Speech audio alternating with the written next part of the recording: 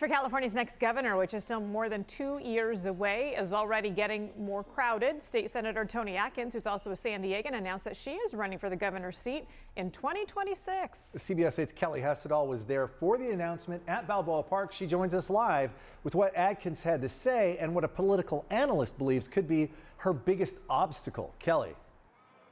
Yeah, that's right. In San Diego is where Senator Atkins launched her political career, first serving on the San Diego City Council, then serving as interim mayor, and then moving on to the state legislature. Now she wants to be governor, and today we got a glimpse of her campaign moving forward. When I was growing up, being able to live in a double-wide trailer was my dream. So the first time, it really was, the first time I was able to sign the papers to buy a little 950 square foot house in San Diego, it felt unreal. But it shouldn't be unreal. It should be reality, which is why I've dedicated much of my career to ensuring that we create more affordable housing and we widen the supply of housing.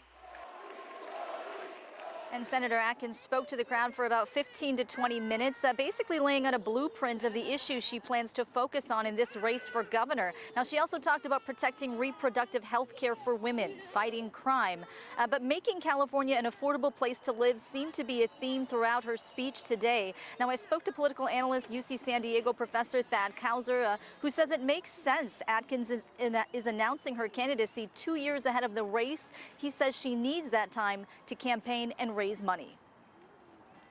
The challenge for Toni Atkins is, even though she's been San Diego's one of its most prominent politicians for a long time, even though she's been a political heavyweight in Sacramento, first person to serve as Speaker of the Assembly and President pro tem of the Senate in over a century, she still hasn't run statewide before. Californians across the state aren't as familiar with her as Sacramento insiders and San Diegans. And Governor Gavin Newsom terms out in 2026. Now, other Democrats are in the running to replace him include Lieutenant Governor Elena Kounalakis, State Superintendent Tony Thurmond, former Controller Betty Yee, and there's also talk about potentially Attorney General Rob Bonta, that is, who could enter the race as well. So back out here live, the last time we saw a San Diegan in the governor's office was back in the 1990s, and that was with former Governor Pete Wilson. Carlo and Heather. And again, Kelly, if she does win, becomes governor, she'd be making history. She would be the first in California's history, wouldn't she? Right. She would be the first female governor of California in history, as well as the first openly gay governor in California history.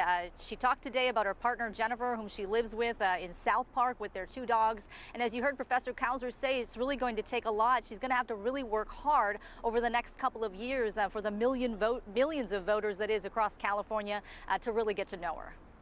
Right, and that's why people are already throwing their hat in the ring, more than 2.5 years away from this election. Kelly, thanks.